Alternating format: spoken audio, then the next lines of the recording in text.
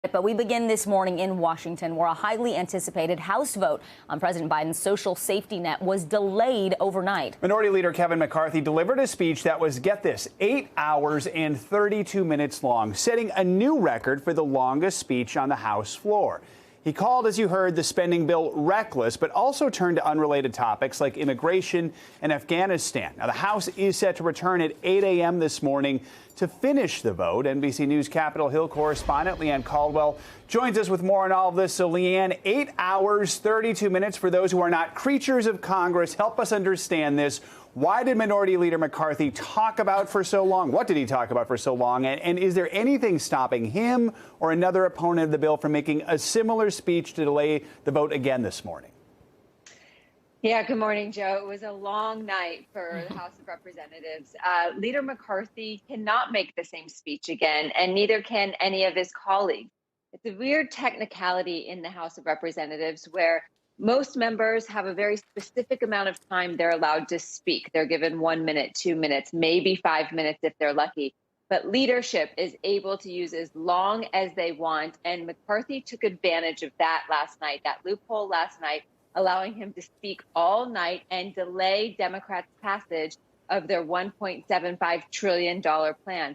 Now, McCarthy was not only speaking just about this bill in opposition. His effort was to delay and stall, and he went off on many, many, many tangents. Here's just a small sampling. I want to go back to when we were respected around the world. I want to go back to when we didn't have North Korea testing nuclear weapons. I want to go back to when China wasn't flying over Taiwan every day. In my district, there's 2 families that grow 50% of all the carrots in the country. You ever eaten one of these baby carrots? I'll lead you in a little secret. There's no such thing. They're just big carrots. They chop them, they charge you more, and you buy them. So that was a small sampling of the more than 8 hours. But as you can see, he was trying to appeal to the former president, Donald Trump, something McCarthy has done repeatedly throughout his tenure. He's also trying to become speaker should the Republicans take back the majority next year. He's hoping this is a show of strength for Republicans, Joe. I suppose if you need to talk for 8.5 hours, you can hit all kinds of topics in that period. Now let's look at the actual reason this is happening. Briefly remind us what specifically is in this Build Back Better package and why it's been so difficult to get it through Congress. I mean, even if the House does pass it today, it still has to get through the Senate. Yeah, it's been a long, difficult journey for this piece of legislation, $1.75 trillion. And it is a massive bill filled with Democratic priorities, including subsidized child care, an extension of the child tax credit, home-based care for the elderly. There's paid family leave, 4 weeks in there. There's some immigration legalization components. There is more than $500 billion, just on climate change provisions alone. Now, there's a very slim margin of error among Democrats. They can only lose 3 Democrats in order for this to pass the House of Representatives. And that is why it's so difficult. You have to have a united party, and members have been negotiating and working for months to try to get the support of its entire caucus. But despite the delay from McCarthy last night, Joe, it is expected to pass today. So, Leanne, where does the bill go from here? And have we heard anything from President Biden following the delay last night? Yeah, so the bill will go to the Senate, where it will be amended and challenged and changed again. The President Biden has been wanting this bill to pass. He has been saying that this is something that is critical to his agenda. But once it gets to the Senate, it's complicated. There's a lot of steps that still have to take place. They have to, because they're passing it through these very strict rules in the Senate, so that it only needs a simple majority to pass, not the 60-vote threshold, so it can pass with just Democrats. It has to go through these rules for the parliamentarian, the Senate secretary, to make sure that it complies with everything. And then eventually they will pass it. Their goal is to do it before Christmas. But even that, Joe, is a very tall order. All right, Leanne, thank you so much. Mm-hmm. The FDA is expected to make a big decision today in the battle against the COVID pandemic, potentially authorizing both Pfizer and Moderna's COVID booster shots. If approved, states would get some much-needed reinforcements in the coronavirus battle. That's because cases and hospitalizations are once again rising across the country ahead of the holidays. NBC News correspondent Cal Perry is live in Bloomington, Minnesota, with the surge in hospitalizations there. And Dr. Uche Blackstock will join us to break down the impact these booster shots will have. We're going to start with Cal, who joins us now from the Mall of America in Bloomington, Minnesota. Cal, good morning. The situation there is bad and it's getting worse. Give us a sense of what it's like and what are health officials now trying to do to keep that situation under control. Look, good morning. I think the big concern amongst health officials is what's going on inside the hospitals. You have ICUs filling up, around 55 to 60 ICU beds left available across the state of Minnesota. We're seeing this trend across the northern states, though Minnesota does seem to be trending worse than others, one of the worst 7-day trends of any state in the nation. And there is a growing concern that the vaccine immunity that people have had, and we should say Minnesota did a great job of vaccinating folks early. They have a high percentage of folks vaccinated, but there's a concern that that immunity is starting to wane, which is why officials are pushing folks to get that booster vaccine. I had a chance, Vicki, to talk to the state's health commissioner yesterday. Here's what she had to say. There's just a bunch of factors kind of all interrelated here. The Delta wave hit us a little later. It's hitting us, at a time when a large part of our population may be seeing some waning immunity and really urging boosters. We've got a lot of virus in the state at the very time we're coming indoors and beginning to do more interacting with each other. So it's sort of kind of the perfect storm in a bad way. It's a combination of factors all hitting at the same time. That perfect storm really, again, hitting the healthcare workers hard inside the hospitals here. It's why the governor has been talking to the Department of Defense. It's why the Department of Defense is going to send 2 medical teams of 22 personnel each to the state of Minnesota to try to ease some of the pressure that we're seeing, especially in those intensive care units. And Cal, quickly, doctors say the data shows boosters reduce the risk of hospitalization. Also, they help slow transmission. Now it looks like Minnesota Governor Tim Walz is joining 15 other states bypassing the FDA to authorize booster shots for all adults. What's he saying about this decision? I think there's a hope, certainly amongst health officials, that the federal government will do so before the states need to do so. But certainly that's what we're hearing. Here in the state of Minnesota, it's possible today they'll open up boosters widely to everybody. And again, as you visit these vaccination sites, you're hearing more and more from people who are saying, look, you have a 10 times less likely chance of ending up in the hospital if you get this booster, which is why so many people are urging people across the state, and particularly in these northern states, to get that booster as we get closer to Thanksgiving. Cal Perry, thank you. Let's bring in NBC News medical contributor Dr. Uche Blackstock. Dr. Blackstock, Cal Perry just laid out a troubling trend we're seeing in states across the country, especially colder states. This is the direction we want to be going in. So how concerned are you, especially about these breakthrough cases there and the rising hospitalizations? So thanks so much for having me on this morning, Joe.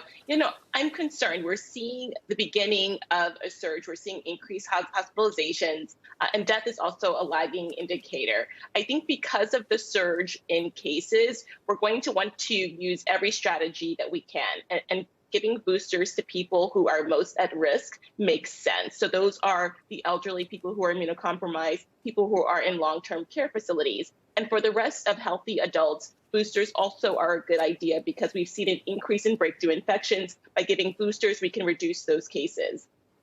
So, Doctor, Pfizer and Moderna boosters could be approved for all adults very soon. You talk about strategies here. In your mind, how important is it for Americans to get that added layer of protection as soon as possible, especially with the holidays right around the corner? Right. I think especially, the cold weather, we're socializing indoors.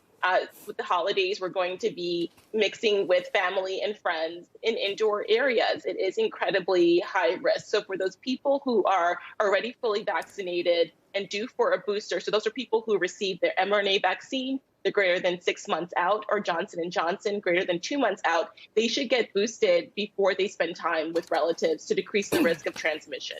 All right. Dr. Uche Blackstock, as always, thank you so much. Thank you. Let's turn to Georgia now, where defense attorneys have rested their case in the trial of the 3 men accused in the killing of 25-year-old Ahmaud Arbery. One of the men charged, Travis McMichael, faced a cross-examination by the prosecution yesterday. In a key moment, McMichael said Arbery did not threaten him during the chase that led to the fatal shooting. NBC News correspondent Katie Beck. At this point right here, hasn't said anything to you? No, he has not said anything yet. No, ma'am. Hasn't verbally threatened you? Verbally, no. Still running with his hands at his sides? Directly towards me, yes, ma'am. Hasn't pulled out a gun? Hasn't seen a gun weapon yet, no, ma'am. And hasn't shown you a weapon this entire time? He has not. Hasn't said a word the entire time? Not one time. All he's done is run away from you? Run past me, yes, ma'am. And you pulled out a shotgun and pointed it at him? Running directly towards me. All right, NBC News correspondent Katie Beck joins us now from Brunswick, Georgia. Katie, another dramatic day in this trial. Take us through some of the key moments. What stood out to you in McMichael's cross-examination? Yeah, that's right, Vicki. Probably the most dramatic day in the trial so far. The defense resting yesterday after calling just 7 witnesses over 2 days. The prosecution took over 22 witnesses to make their case. But yesterday was certainly the top of the mountain in terms of drama. On the stand yesterday, Travis McMichael facing tough questions from prosecutors about the moments leading up to that fatal shot. What prosecutors really wanted to get across to the jury was that Ahmaud Arbery was not armed, was not actively threatening McMichael, and actually declined to speak to him on multiple occasions when he tried to interact with him, asking what he was doing there. They basically asked those questions in a way that McMichael had to answer yes or no, and certainly came with that agenda to drive that home to the jury. Now, McMichael has said repeatedly this was an issue of self-defense, that Arbery actually grabbed his shotgun and there was some kind of tussle before those fatal shots went off. Prosecutors tried as hard as they could to poke holes in that theory. Also, the theory that McMichael says he was doing something legal, making a citizen's arrest. Here's part of an exchange on the stand where he explains that. So what were you nervous about while giving this statement? I just killed a man. I had blood on me still. I was the most traumatic event of my life. I was scared to death. I mean, it was the most traumatic event of my life. I don't know anybody who wouldn't be scared or stressed or terrified or anything. I mean, it was horrible. I'm talking about giving your statement 2 hours later at a police station. You were nervous because you thought you were going to jail, right? No. I gave him a statement. I mean, if I would have... Somebody, you don't think you're going to jail, is what you're saying. I was going through an investigation. I was following the investigation. Saying that... McMichael saying basically that this was part of his duty to protect his neighborhood, that his father and him were simply making a citizen's arrest of what they thought could have been someone in commission of a crime. They said there had been a string of recent burglaries and they had their eyes on Arbery as a possible suspect. Guys. Katie, we also saw a large crowd of black pastors and clergy gathering outside the courthouse in support of the Arbery family. Just this morning, Rev Al Sharpton talked about how when he was excluded from the courtroom, he came back with 300 black pastors. So this was an attempt to block them from attending the trial. They talked about, intimidation. The issue of race, clearly an important factor here. But the prosecution really seemed to avoid directly bringing it up. Why do you think that is?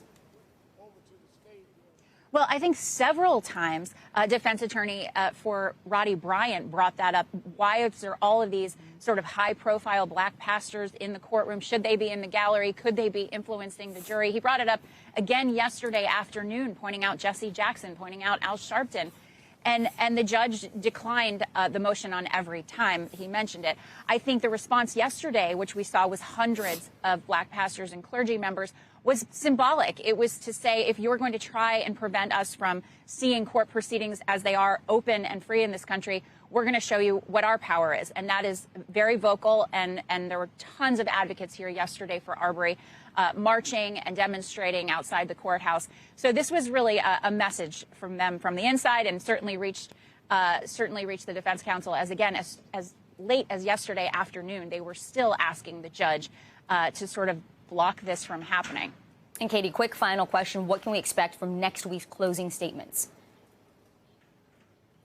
Well, I think the closing statements will resemble a lot of what we've heard the two narratives in this case say.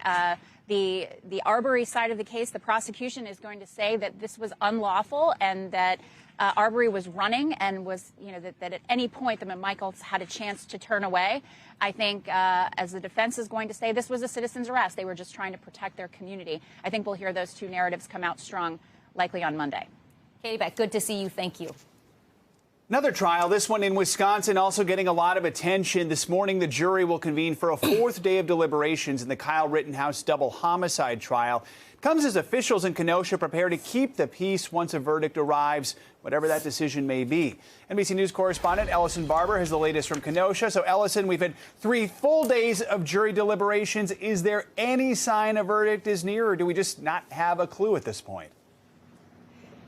No clue. I mean, nothing but speculation based on hope at this point. I think you'd be hard-pressed to find anyone from the media to the attorneys on either side to the protesters we've seen gathering outside of the courthouse the last 3 days that does not want to hear something from this jury soon. But we have no indication, no word, no guess really on timing right now. The lead defense attorney, Mark Richards, was at the courthouse yesterday afternoon, and when he stopped and talked to reporters, he said that he hadn't been summoned. He said he was just stressed and bored, so he came over. He was there for about 5 minutes. They said, "Do you have any insight into jury deliberations?" And he said, "I know nothing." Everyone is waiting right now, seeing what this jury will come back, if they will come back anytime soon. They've been deliberating for about 23 hours so far. Yesterday, there was only one question that we're aware of that was asked by the jury of the judge, and it was one juror asking the judge on their way home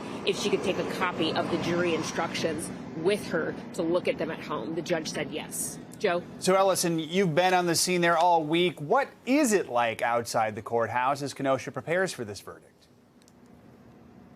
By and large, it is calm. When we speak to people who live in this community, they will say that they are worried about what the reaction may be to a verdict, regardless of what the verdict is, whether it's guilty, not guilty, or some sort of mistrial. They're nervous that there could be a violence or some sort of angry reaction after, and they could see a repeat of what happened here in August of 2020. But everyone we've also spoken to, and they say that, they all say that they hope that does not happen. The sheriff here is in that same group. He says he is preparing for the possibility of anything. We know that the National Guard was put on standby by the governor. We know police say they have some contingency plans in place and are monitoring intelligence they have here.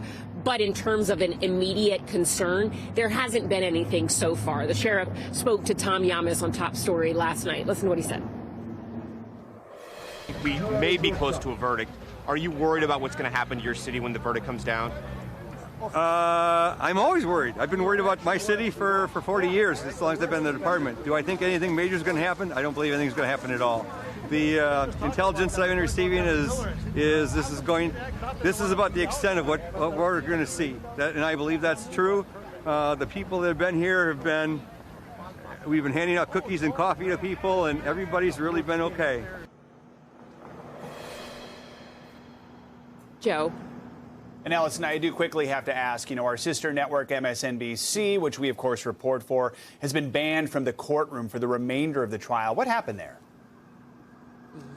Yeah, so this is something that did not have anything to do with my producer or myself, but the judge, and apologize for some of the activity going around us now, but the judge addressed this from the bench yesterday, addressing the media as well as lawyers He was furious, quite frankly, about what he called a very serious matter involving an NBC freelance producer. Judge Schrader said sometime on Wednesday evening, Kenosha police stopped a car following the jury bus. The judge said that person said he was working for NBC and MSNBC and that he'd been instructed to follow the bus by someone who works in New York for MSNBC. Kenosha police say they detained the freelancer after suspecting him of trying to take photographs of jurors, but they also said no photos were taken by the individual. The matter is under investigation, but the judge said that no one from MSNBC will be allowed in the courtroom for the remainder of this trial. In a statement, a spokesperson for NBC News said this, quote, "While the traffic violation took place near the jury van, the freelancer never contacted or intended to contact the jurors during deliberation and never photographed or intended to photograph them. We regret the incident and will fully cooperate with the authorities on any investigation." Joe? Ellison Barber, thank you so much. For analysis on those big trials in Wisconsin and Georgia, let's bring in criminal defense attorney Joseph Tully. Thanks for being with us. Let's start in Kenosha, where we just saw Ellison, the Rittenhouse trial. Jury set to begin a fourth day of deliberations. Is this unusual for a trial like this? It's not unusual at all. There was a lot of evidence here, a lot of testimony, and the jury by this point is well aware that this is a very critical case and that there will be repercussions no matter what their verdict is, no matter what side their verdict comes down on. So they're taking their time, and I'm sure there's a lot of emotion in that jury room. The defense in that case has twice requested a mistrial, once over the prosecution's line of questioning, another time for the video quality of a key piece of drone footage, but those requests have been denied. So does that come into play at all when this verdict is reached?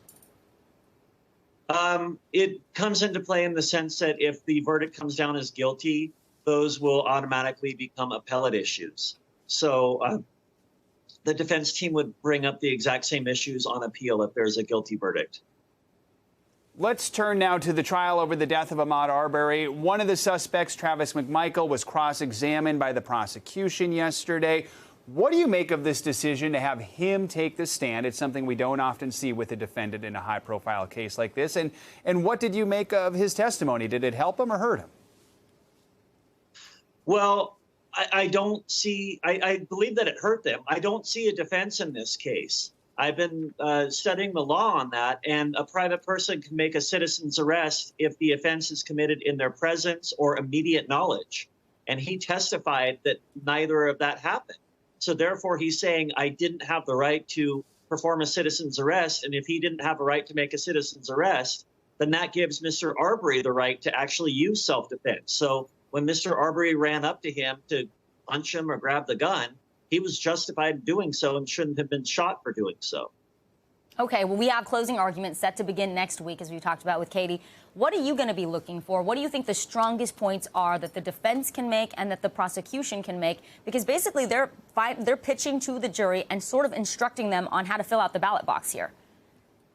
Of course, yes. Well, I think the defense is going to do one of two things. They're either going to kind of show their cards finally that, ladies and gentlemen, we know they're guilty, but they're not guilty of first-degree murder. They thought they had a justified case of self-defense. As it turns out, they legally didn't.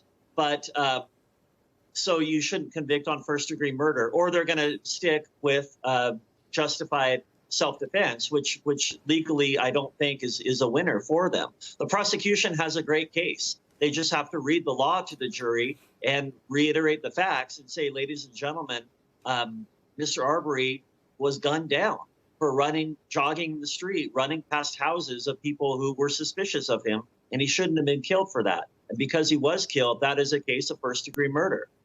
All right, we'll see what happens. Joseph Tully, thanks for your analysis this morning. We appreciate it. Yeah, thank you for having me. Time for your morning news now. Weather in Miami-Dade County in Florida saw serious flash flooding from heavy downpours. That created dangerous conditions for drivers. NBC meteorologist Bill Cairns joins us now with that. Hey, good morning, Bill. Yeah, good morning, guys. The storm system is exiting the East Coast now, but yesterday it left its mark, especially, as you mentioned, in South Florida. These thunderstorms stalled out, and they just produced there goes the ducks crossing the street. Insert a joke there. A lot of cars got, water in them, as you can see there, and this is one of the heaviest rain events we've had in downtown Miami in a while. So let's get to the story now, because this storm system has cleared the coast. And now the cooler air is rushing in all the way from the northeast down through the southeast. There's even some good snow squalls making their way off the lakes, as you would expect. It'll be a little windy this afternoon, but nothing too bad. I think minor airport delays from the winds. That's it. With only gusts in the 20 range, they should be just fine for taking off and landings. So for today's forecast, if you have travel plans today, it is ideal. The southern half of the country looks great. A little bit of rain again in Miami. Not too bad, not like yesterday. And a little bit of rain in the northwest also. And then your weekend forecast is just shaping up to be, perfect for travel. I don't think we're going to get travel delays really at any of the airports. Saturday looks great.